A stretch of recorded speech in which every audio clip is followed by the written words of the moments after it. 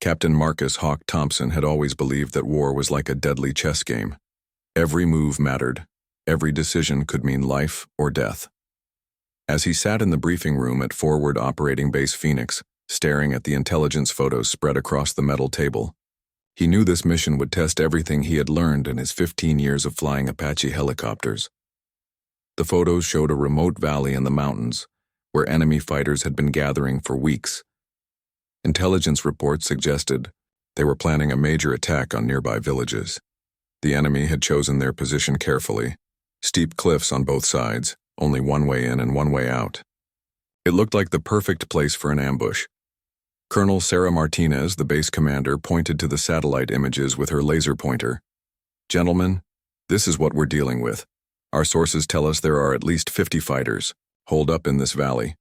They have heavy weapons, rocket launchers, and they know we're coming." Hawk studied the terrain carefully.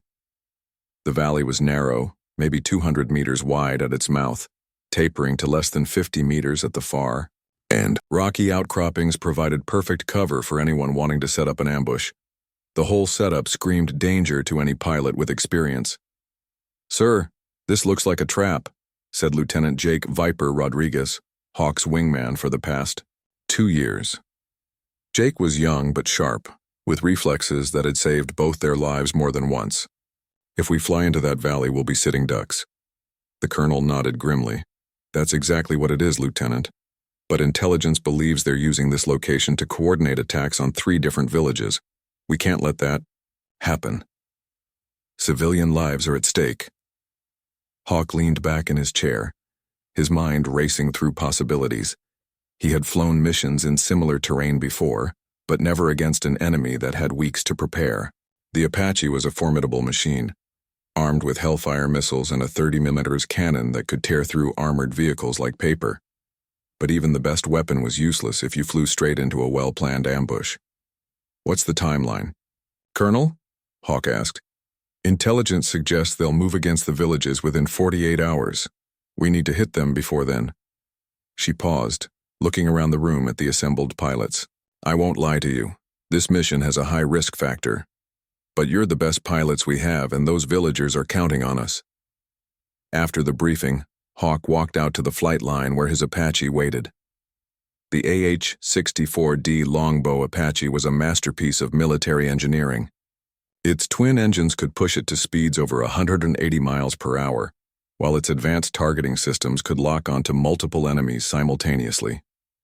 The aircraft had been his partner for over a decade, and he knew every sound it made, every vibration in the controls. His crew chief, Sergeant First Class Maria Santos, was already running the pre-flight inspection. Santos had been maintaining Apache helicopters for 12 years, and she treated each aircraft like it was her own child. She could spot potential problems that other mechanics might miss, and her attention to detail had prevented more than one emergency landing. "How's she looking, Santos?" Hawk asked as he approached. "Like a deadly angel, sir," Santos replied with a grin. "All systems green, weapons loaded and ready. I've given her an extra once-over knowing where you're headed." Hawk nodded his appreciation. Good crew chiefs were worth their weight in gold, and Santos was one of the best. He began his own walk-around inspection, checking the missile mounts, the cannon, the rotor blades. Everything looked perfect, but he knew that perfection on the ground meant nothing if you flew into the wrong situation. Jake joined him at the aircraft, carrying his flight helmet and survival vest. "You know what bothers me about this mission?" he said quietly. "What's that?" "The timing. These guys have had weeks to prepare, and suddenly intelligence says they're moving in 48 hours? Seems awfully convenient." Hawk had been thinking the same thing, but he kept his concerns to himself. In their line of work, you had to trust intelligence, even when your gut told you something was wrong. Too many lives depended on making the hard decisions, even when you didn't have all the information. The sun was beginning to set, painting the desert landscape in shades of orange and red. In a few hours, they would launch under cover of darkness, using night vision systems to navigate the treacherous mountain terrain. The plan called for a coordinated attack. 2 Apaches would approach the valley from different angles, striking multiple targets simultaneously to prevent the enemy from escaping. As Hawk climbed into the cockpit, He felt the familiar mixture of anticipation and concern that came before every mission. The Apache's front seat belonged to the co-pilot gunner, while the pilot sat elevated in the rear. This design gave both crew members excellent visibility, while allowing them to operate the aircraft's sophisticated weapon systems. His co-pilot for this mission was Chief Warrant Officer Lisa Phoenix Chen, a weapons systems expert who could put a Hellfire missile through a window from 3 miles away. Phoenix had earned her nickname during a mission in Afghanistan, where she had single-handedly destroyed an entire enemy convoy that was threatening a medical evacuation. "Ready to dance with the devil, Hawk?" Phoenix asked as she settled into the front seat. "Always," he replied, beginning the startup sequence. The Apache's engines whined to life, and the familiar vibration of the rotor blades filled the cockpit.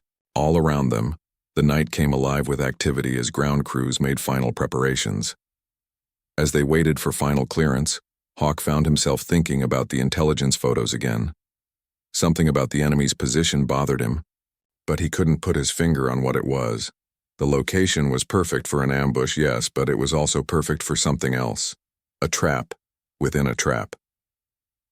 The radio crackled to life. "Apache lead, this is Tower. You are cleared for takeoff. Good hunting." Hawk pulled in power and the Apache lifted smoothly into the night sky. Below them, the lights of the base grew smaller as they climbed toward the mountains. In 2 hours, they would reach the target area, and then they would discover whether they were the hunters or the hunted. The 2 Apache helicopters flew through the darkness like mechanical predators, their rotors cutting silently through the thin mountain air. Hawk kept his aircraft at barely 50 feet above the rocky terrain, using the natural contours of the landscape to mask their approach. The night vision system painted the world in green and black, turning the treacherous mountain peaks into an alien landscape. 2 clicks to target, Phoenix reported from the front seat, her voice steady despite the tension. The weapons systems hummed quietly as she ran final checks on the Hellfire missiles and 30mm cannon. Each missile could destroy a building, while the cannon could cut through armored vehicles like butter. In the second Apache flying parallel to them, Jake and his co-pilot maintained radio silence. They had rehearsed this approach dozens of times, but rehearsals never included the possibility of flying into a carefully prepared trap.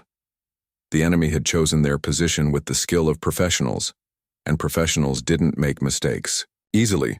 Hawk's headset crackled with a transmission from base. "Apache lead, this is Overwatch. Thermal imaging shows approximately 40 heat signatures in the target area. Most appeared to be concentrated near the caves at the far end of the valley." "Copy, Overwatch," Hawk replied. "Any movement on our approach?" "Kraut?" "Negative. All quiet on the perimeter." That bothered Hawk more than he wanted to admit. Experienced fighters always posted lookouts, especially when they expected trouble.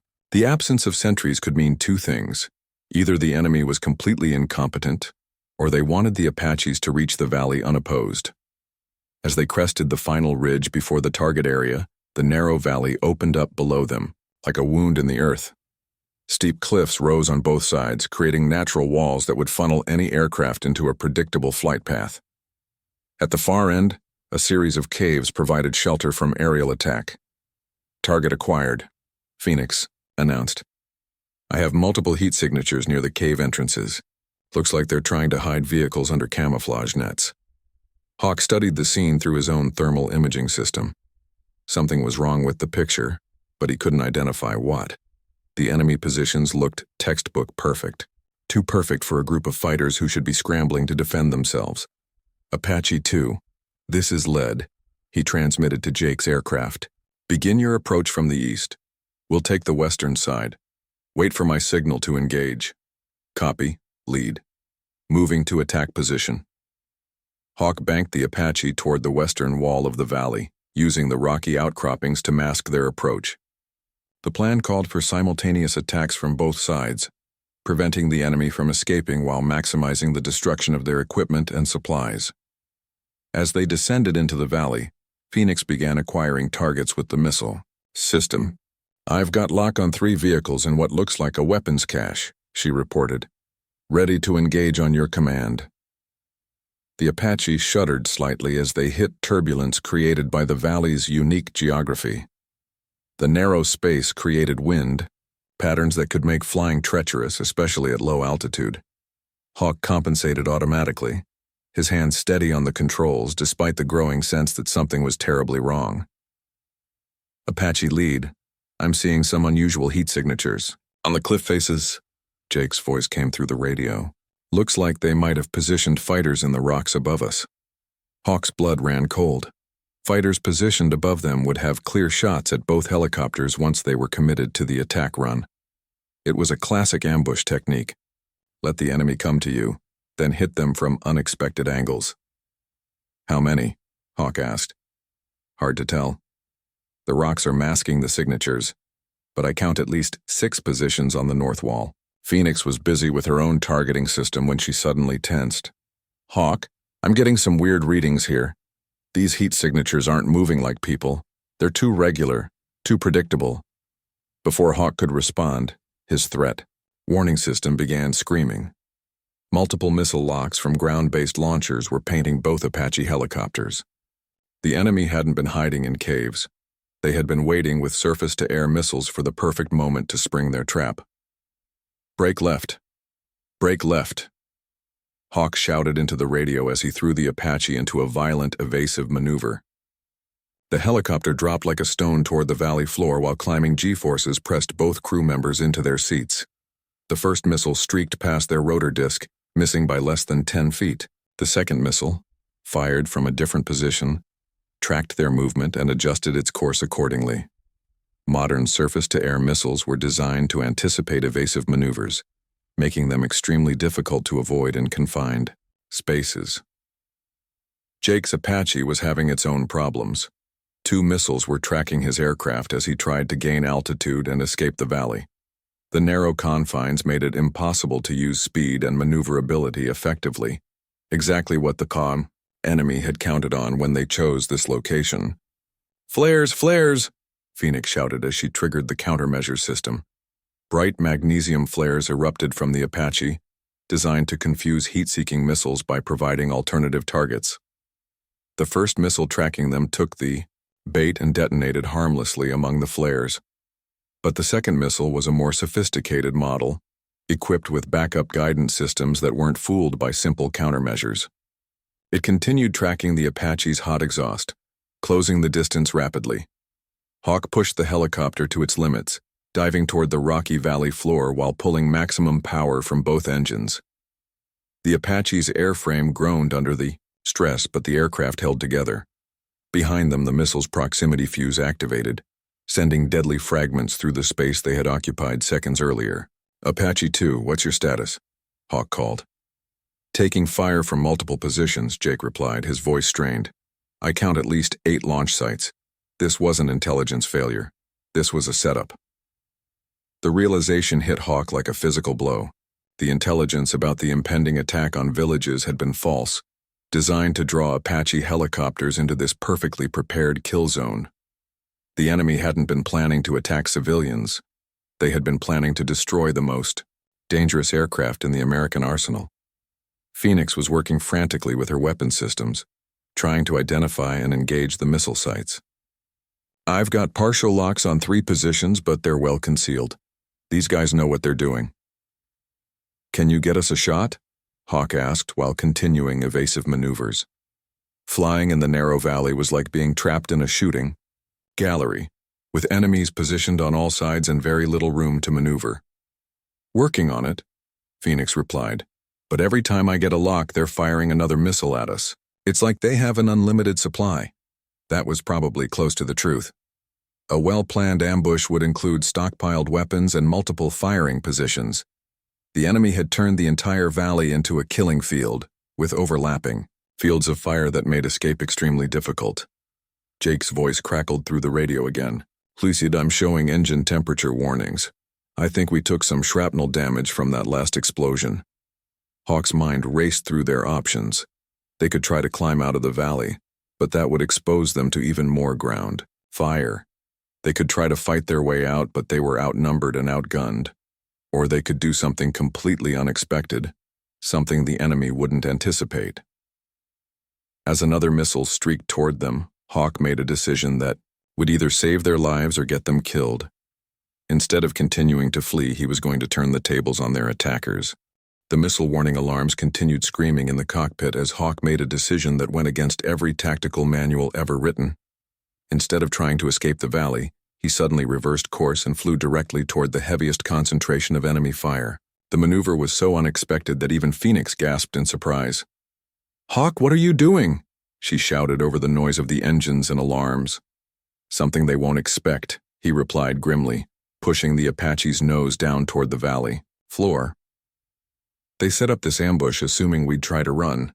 Instead, we're going to give them a close look at what an Apache can really do." The helicopter screamed toward the ground at over 150 miles per hour, diving so steeply that loose items in the cockpit began floating upward. Hawk's plan was insane, but it might be their only chance. By flying at extremely low altitude, directly over the valley floor, they would force the enemy missile operators to aim downward, a much more difficult shot that increased the chances of hitting the opposite cliff face. "I'm getting locks on multiple targets," Phoenix reported, her training taking over despite the terrifying situation.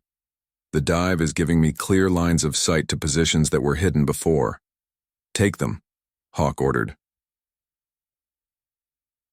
The first Hellfire. Missile launched with a sharp hiss, streaking toward a missile position concealed among the rocks on the northern cliff. The warhead detonated with tremendous force, sending debris cascading down the cliff face. A secondary explosion suggested they had hit an ammunition storage area. "Direct hit," Phoenix confirmed. Engaging second target, Jake's Apache was following. Hawk's lead, diving toward the valley floor while engaging targets of opportunity.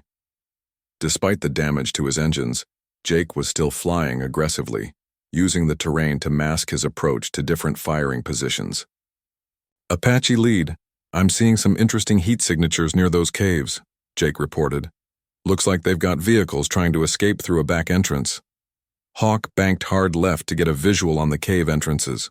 Through his night vision system, he could see military trucks and personnel carriers attempting to flee the area. These weren't just random fighters. This was an organized military unit with sophisticated equipment and training. "Phoenix, can you get locks on those vehicles?" "Working on it," she replied, her hands flying over the weapons controls. "The cave entrances are providing some cover, but I should be able to get shots when they break into the open." Another surface-to-air. Missile streaked upward from a concealed position, but this time Hawk was ready. He pulled the Apache into a tight spiral, using the helicopter's agility to present a difficult target while descending even closer to the valley floor. The missile overshot and exploded against the opposite cliff wall. "That's 3 missile sites. Down," Phoenix reported with satisfaction. "These guys are good, but they didn't count on us bringing the fight to them instead of running away." The enemy's carefully planned ambush was beginning to fall apart. Their positions had been chosen to engage helicopters trying to escape the valley, not aircraft attacking at point-blank range. The Apache's speed and agility, combined with its devastating firepower, were turning the tables on the ambushers. Hawk's headset crackled with an unexpected transmission. "American helicopters, this is Commander Petrov. You have flown into a demonstration of our capabilities. Surrender now, and your crews will be treated according to international law." The voice spoke English with a slight accent that Hawk couldn't quite place. More importantly, the transmission revealed something crucial. This wasn't a terrorist ambush. This was a military operation conducted by professionals, possibly as a test of their anti-aircraft capabilities. "Phoenix, did you hear that?" "Copy. This whole thing was a setup to test their weapons against our aircraft. We're not fighting terrorists, we're fighting soldiers." The realization changed everything. A professional military unit would have better training, better equipment, and better coordination than irregular fighters. But they would also follow predictable tactics and procedures that could be anticipated and countered. Apache 2 did. "You copy that transmission?" Hawk asked. "Roger that, lead. I'm thinking the same thing you are. This is a military exercise as much as an ambush." Hawk smiled grimly as another piece of the puzzle fell into place. "Then let's give them a lesson. They won't forget." He pulled the Apache into a climbing turn that brought them face to face with a missile position hidden among the rocks. The enemy gunners, expecting the helicopter to continue its evasive maneuvers, were caught completely off guard when the Apache suddenly appeared directly in front of their position. Phoenix didn't waste the opportunity. The 30mm cannon erupted in a stream of armor-piercing rounds that tore through the rocky concealment and silenced the missile launcher permanently. The weapon's rate of fire was devastating, over 600 rounds per minute of high-explosive shells that could destroy light-armored vehicles with ease. "That's 4 positions neutralized," Phoenix reported. "I'm seeing movement near the vehicle park. Looks like they're trying to reposition some of their heavy weapons." The enemy's response was swift and professional. Instead of panicking, they were attempting to redeploy their remaining assets to more favorable positions. Vehicle-mounted weapons began moving toward new firing positions that would give them better angles of attack. But movement meant exposure, and exposure meant vulnerability to the Apache's advanced targeting systems. Phoenix began engaging the moving vehicles with Hellfire missiles, each one finding its target with devastating accuracy. The missiles' tandem warheads could penetrate any armor the enemy possessed, turning their vehicles into flaming wreckage. Jake's Apache was having equal success on the eastern side of the valley. Despite his engine problems, he was systematically destroying enemy positions with precision strikes. His co-pilot was proving equally skilled, coordinating their attacks to prevent any enemies from escaping. "Apache lead. I count 12 confirmed. Kills on vehicle and weapon positions," Jake reported. "Whatever they were planning to demonstrate, I don't think it's going according to plan." Hawk was beginning to feel something he rarely experienced in combat, a sense of dark amusement at the situation. The enemy had spent weeks preparing this elaborate trap, positioning their weapons with mathematical precision and timing their intelligence leak perfectly. They had anticipated every possible response except the one thing that Apache pilots were famous for: aggressive, head-on attacks that turned defensive situations into offensive opportunities. "Commander Petrov," Hawk transmitted on the frequency the enemy had used earlier. "This is Apache lead. Thanks for the target practice. Your demonstration has been very educational." There was no immediate response, but Hawk could imagine the frustration in the enemy command post. Their carefully planned exercise was turning into a disaster, with their expensive equipment being systematically destroyed by the very aircraft they had hoped to shoot down. Phoenix suddenly tensed at her. "Controls. Hawk, I'm detecting movement in the caves, large heat signatures, multiple vehicles. I think they're bringing out the heavy equipment." Through his thermal imaging, Hawk could see what appeared to be tracked vehicles emerging from the cave system. The heat signatures suggested main battle tanks or heavy armored personnel carriers, weapons that could pose a serious threat even to an Apache helicopter. "Looks like they're not giving up yet," Hawk muttered. "How many missiles do we have left?" 6 Hellfires and about 300 rounds for the cannon," Phoenix replied. "Enough to finish this fight, but not by much."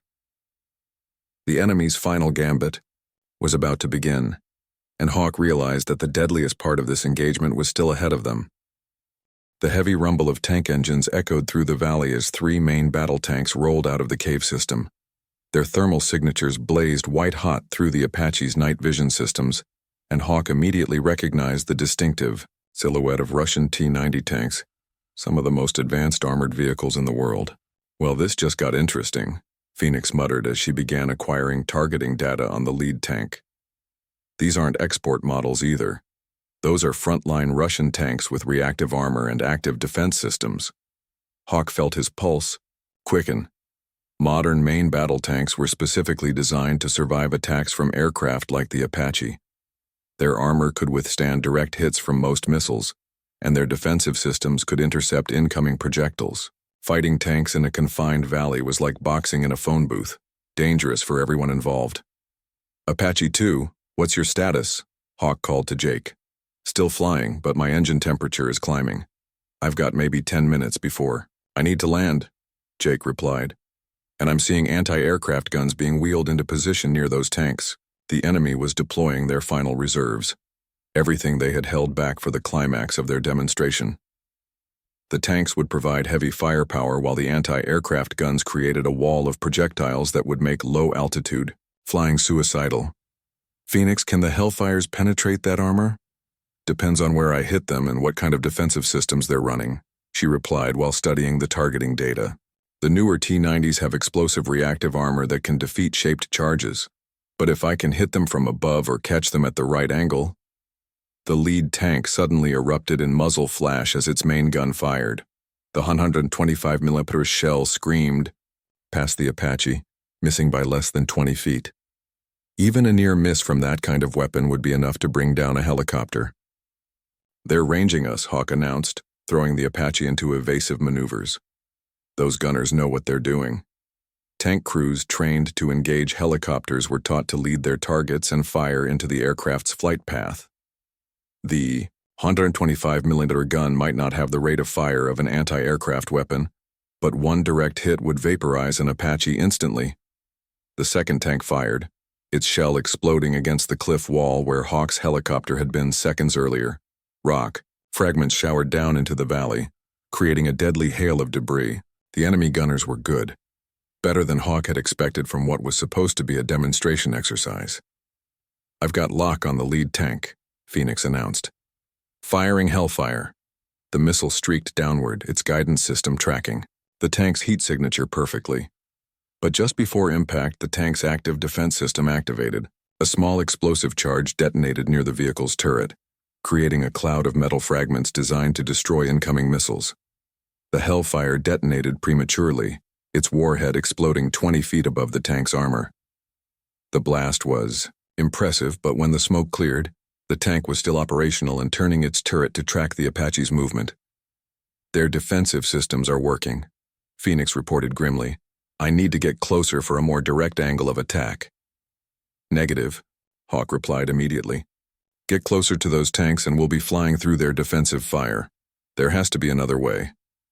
He studied the tactical situation rapidly.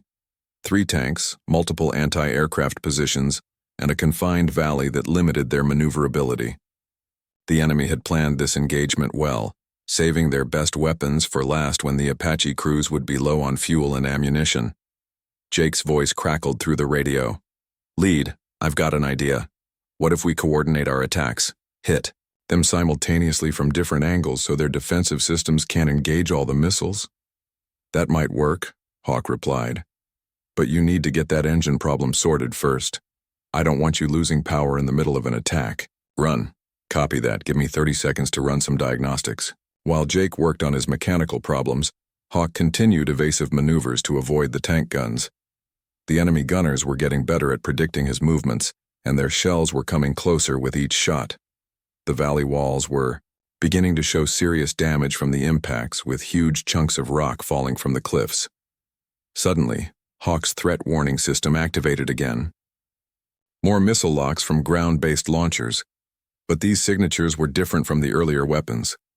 The enemy was bringing portable anti-aircraft missiles into play, weapons that could be fired from individual soldiers rather than fixed launchers. "Multiple missile launches," Phoenix called out. "I count 6 inbound missiles, heat seekers." Hawk immediately triggered the flare dispensers while diving toward the valley floor. The bright magnesium flares created a constellation of heat sources designed to confuse the missile guidance systems. Most of the incoming weapons took the bait, but 2 continued tracking the Apache's exhaust. "Chaff! Chaff!" Phoenix shouted, activating the radar countermeasures. Clouds of metallic strips erupted from the helicopter, designed to confuse radar-guided missiles. But these appeared to be heat seekers, and chaff wouldn't help against infrared guidance systems. Hawk pulled the Apache into a punishing climbing spiral, using every bit of the aircraft's maneuverability to present a difficult target. The first missile missed by 10 feet, its proximity fuse failing to detonate. The second missile tracked them perfectly until the very last second, when Hawk suddenly cut power to both engines and dropped the collective. The Apache fell like a stone, its suddenly cooled engines providing a much smaller heat signature. The missile, tracking the hot exhaust, continued upward and exploded harmlessly above them. But now Hawk had a new problem, restarting the engines while falling toward the rocky valley floor. Come on," he muttered, cycling the engine controls. The turbine spun up slowly, taking precious seconds to reach operating temperature. The ground was rushing up toward them at an alarming rate. Both engines caught simultaneously, and Hawk pulled maximum power while raising the collective. The Apache's rotor blades bit into the thin mountain air, generating just enough lift to arrest their descent. They leveled out less than 50 feet above the valley floor, so close that Hawk could see individual rocks scattered across the ground. "That was too close," Phoenix breathed. "But it gave me an idea," Hawk replied. "Those tanks are designed to engage aircraft at medium altitude. What if we stay down here in the weeds and attack from ground level? Their guns can depress that far, but it would be harder for them to track us against the ground clutter," Phoenix agreed. "And their defensive systems might not be optimized for targets at this altitude." Jake's voice came through the radio. "Apache lead, I've got my engine situation stabilized, ready to coordinate that attack run. Copy Apache 2. Here's the plan." Hawk quickly outlined his strategy. Both helicopters would approach the tanks at extreme low altitude, using the valley floor terrain to mask their approach. They would engage simultaneously from opposite directions, forcing the enemy to divide their defensive fire. "It's risky," Jake acknowledged. "If those tank gunners are as good as they seem, we'll be flying through their kill zone for longer than I'd like." "Any better ideas?" Hawk asked. "Negative. Let's do this thing." As both Apache helicopters positioned themselves for the final assault, Hawk found himself thinking about the enemy commander who had spoken to them earlier. This entire operation had been designed as a demonstration, but it was turning into something much more serious. Both sides were now committed to a fight that neither had originally intended. The tanks were repositioning themselves for better fields of fire, their crews working with the precision of veterans. Anti-aircraft guns were being moved into overlapping coverage patterns. The enemy was preparing for the Apache attack with the same professional competence they had shown throughout the engagement. "Ready when you are, lead," Jake reported. Hawk took a deep breath and keyed his microphone. "Apache 2, this is lead. Let's finish this demonstration." Both Apache helicopters thundered across the valley floor at barely 20 feet altitude, their rotor wash kicking up clouds of dust and debris. Hawk had never flown this low in combat before. One small mistake would send them crashing into the rocky ground at over 140 miles per hour. But the extreme altitude also made them nearly invisible to the tank gunners until the very last moment. 15 seconds to weapons range, Phoenix announced, her hand steady on the targeting controls despite the violent turbulence. Flying this, close to the ground, created severe downdrafts and unpredictable air currents that fought against Hawk's every control input. The lead T-90 tank suddenly appeared through the dust cloud directly ahead of them, its massive bulk filling their field of vision. The turret was traversing frantically as the gunner tried to depress the main gun low enough to engage the Apache. Tank guns were designed for long-range engagements, not point-blank duels with fast-moving helicopters. "I've got tone," Phoenix called out, indicating that her Hellfire missile had achieved a solid lock. "Firing!" The missile streaked forward, covering the short distance to the tank in less than 2 seconds. At this range, the tank's active defense system didn't have time to react properly. The Hellfire struck the turret's side armor at a steep angle, penetrating the reactive armor and detonating inside the crew compartment. The tank erupted in a massive fireball as its ammunition cooked off, the explosion sending pieces of armor plating spinning through the air like deadly frisbees. Hawk pulled the Apache into a sharp climbing turn to avoid the debris field, feeling the helicopter shudder as hot metal fragments peppered the fuselage. "Direct hit. Tank 1 is destroyed," Phoenix reported with satisfaction. From across the valley, Jake's Apache was engaging the second tank with similar tactics. His co-pilot put 2 Hellfire missiles into the vehicle's rear armor, where the engine compartment provided a vulnerable target. The tank ground to a halt, thick black smoke pouring from its engine deck, but the third tank was ready for them. Its crew had anticipated the low-altitude attack and positioned their vehicle with its front armor, facing the most likely approach route.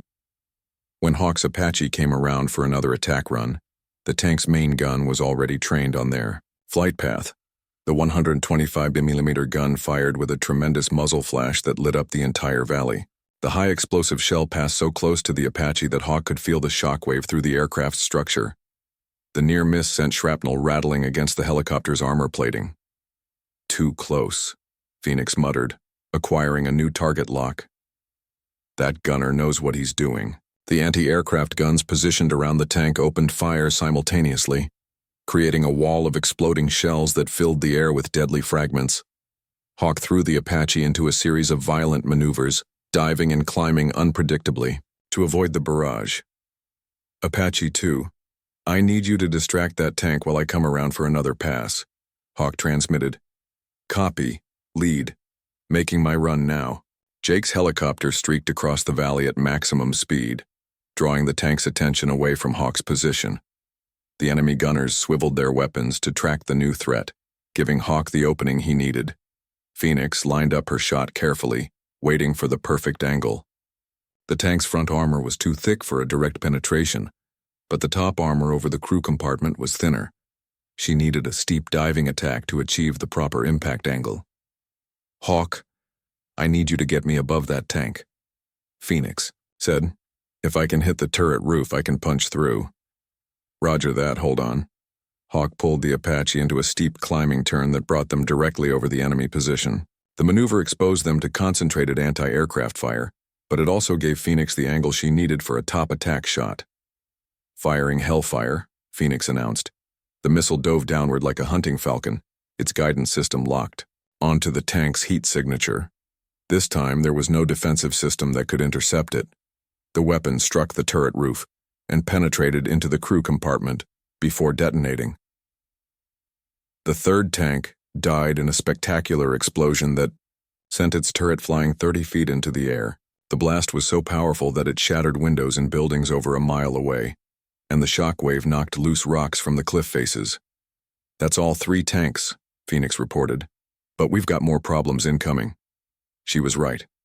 The remaining anti-aircraft positions were concentrating their fire on both Apache helicopters, creating an almost impenetrable wall of exploding shells.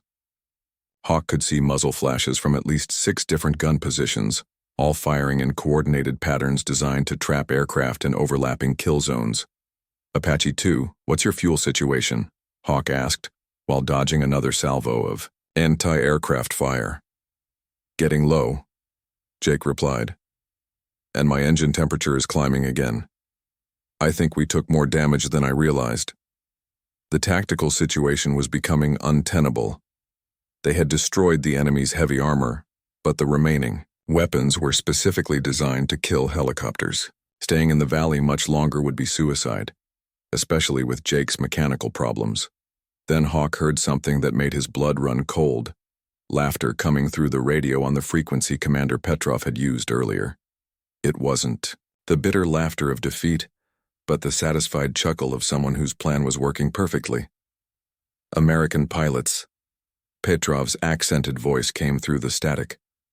"You have performed admirably, but the demonstration is not yet complete. You have destroyed our obsolete equipment, but now you face our newest weapons." As if summoned by his words, new missile signatures appeared on Hawk's threat warning system. But these weren't the heat-seeking missiles they had been dodging. These were much more sophisticated weapons with advanced guidance systems and longer range. "Multiple launches detected," Phoenix called out urgently. "These signatures are different. Looks like radar-guided missiles with backup infrared seekers, and they're coming from outside the valley." Hawk's heart sank as he realized the true scope of the trap. The valley engagement had been just the opening act. The real demonstration was about to begin, and they were almost out of fuel and ammunition to deal with it. The enemy's laughter echoed through the radio as the new missiles streaked toward both Apache helicopters. Commander Petrov had been playing a much deeper game than anyone had realized, and Hawk was beginning to understand that their survival depended on doing something completely unexpected once again. "Phoenix, how many missiles do we have left?" "2 Hellfires and about 50 rounds for the cannon," she replied grimly. "Jake, can you make it out of this valley?" "Maybe, if we leave right now," Jake responded. "But those new missiles are going to catch us long before we reach friendly airspace." Hawk stared at the incoming missile tracks on his display screen. 6 weapons, all tracking different flight paths to prevent evasive maneuvers. The enemy had planned this demonstration with mathematical precision, accounting for every possible escape route. That's when Hawk began to laugh. Hawk's laughter filled the radio frequency, a sound so unexpected and confident that it seemed to freeze everyone in place. Even the missile warning alarm seemed quieter as his chuckling continued, growing stronger and more amused with each passing second. "Hawk, what's so funny?" Phoenix asked, bewildered. 6 advanced missiles were racing toward them. They were almost out of fuel and ammunition, and her pilot was laughing like he'd just heard the best joke of his life. "Don't you see it?" Hawk replied, his voice filled with genuine amusement. "Commander, Petrov made one crucial mistake. He assumed we were trying to survive this demonstration." Before Phoenix could ask what he meant, Hawk keyed the radio to broadcast on the frequency Petrov had been using. "Commander, this is Apache lead. Thank you for the most educational experience of my career. You've shown us exactly how effective your new weapon systems are." There was a moment of confused silence before Petrov's voice crackled back. "American, you are about to die. How can you find humor in your situation?" "Because," Hawk said, still chuckling, "you've just revealed the location, capabilities, and operational procedures of your most advanced air defense network to 2 Apache crews who are going to live to report everything we've seen. Impossible. Those missiles cannot be evaded." "Who said anything about evading them?" Hawk suddenly rolled the Apache inverted and dove straight down toward the valley floor, pulling maximum power from both engines.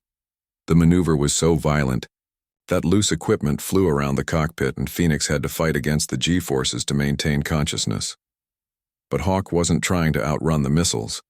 He was flying directly toward the largest concentration of enemy equipment still remaining in the valley. His target was a fuel depot the enemy had concealed near the cave entrances, probably containing thousands of gallons of aviation fuel and ammunition. "Hawk, you're flying us straight into the ground," Phoenix shouted. "Trust me," he replied calmly, "and when I give the word, fire everything we have left at that fuel depot." Phoenix looked ahead and suddenly understood. The fuel depot was positioned directly beneath a massive overhang of rock that formed a natural ceiling over that section of the valley.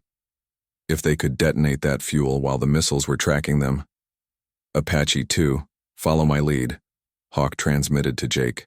"We're going to give Commander Petrov a demonstration of American ingenuity." Jake's response was immediate and confident. "Copy, lead. I see what you're doing. Diving on your 6 o'clock." Both Apache helicopters streaked downward at maximum speed, with 6 advanced missiles following close behind. The enemy weapons were gaining rapidly, their sophisticated guidance systems tracking every maneuver and adjusting course accordingly. "Now, Phoenix, everything we've got."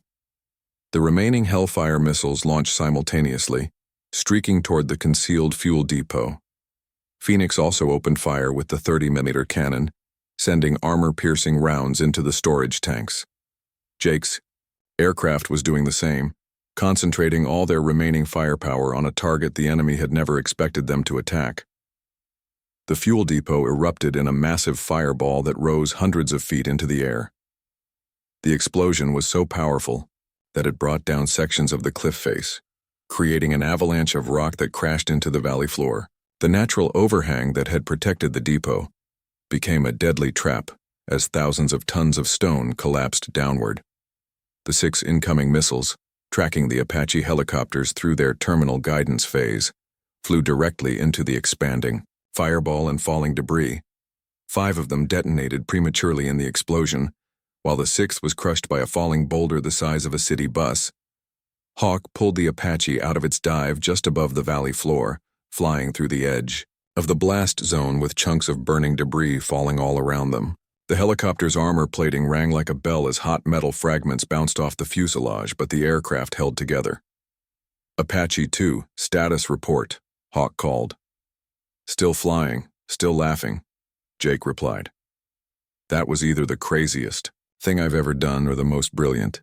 Haven't decided which yet." The radio crackled with Commander Petrov's voice, but this time there was no confidence, no amusement. How did you know about the fuel depot?" "Thermal imaging," Hawk replied conversationally. Underground fuel storage creates distinctive heat patterns. We spotted it during our first pass but didn't target it because we were focused on your missile sites. You were so busy setting up your perfect ambush that you forgot we could see everything you were trying to hide. But the missiles, they were unavoidable. Only if you assume we were trying to avoid them, Hawk said, his laughter returning. You set up this entire demonstration to show how your weapons could destroy American aircraft. But you forgot that American pilots don't just think about survival, we think about how to complete the mission. Phoenix was running post-engagement diagnostics on their systems. Hawk, we took some damage from the blast, but everything essential is still working. Fuel is critically low, though. Same here, Jake reported. We need to head home before we end up walking. As both Apache helicopters climbed out of the valley, Hawk took one last look at the devastation below. The enemy's carefully planned demonstration had indeed been educational, but probably not in the way they had intended. Instead of showcasing their ability to destroy American aircraft, they had revealed their tactics, capabilities, and positions to two crews who would provide detailed intelligence reports. Commander Petrov, Hawk transmitted one final time. Thanks for the target practice. Your demonstration has been very informative. We'll be sure to include all the details in our after-action report. There was no response from the enemy commander, Azal. They flew toward friendly airspace. Phoenix shook her head in amazement. I still can't believe that worked. Flying into a fuel explosion to avoid missiles is not in any tactical manual. That's why it worked, Hawk replied. The best defense against a perfect plan is to do something perfectly unpredictable. They spent weeks preparing for every possible response except the one we actually used. Jake's voice came through the radio. Lead, I'm showing base on radar. Looks like we're going to make it home after all. Copy that, Apache 2. And Jake? Yes. Sir? Next time someone offers to give us a demonstration of their capabilities, let's politely decline. Jake's laughter filled the radio frequency as both Apache helicopters headed home, leaving behind the burning remains of an ambush that had become a lesson in the unpredictable nature of aerial combat. Commander Petrov's perfect trap had been turned inside out by two pilots who understood that sometimes the best way to win is to change the rules of the game entirely. The demonstration was over, but the real lesson would be found in the intelligence reports that followed, reports that would change how both sides approached aerial warfare for years to come.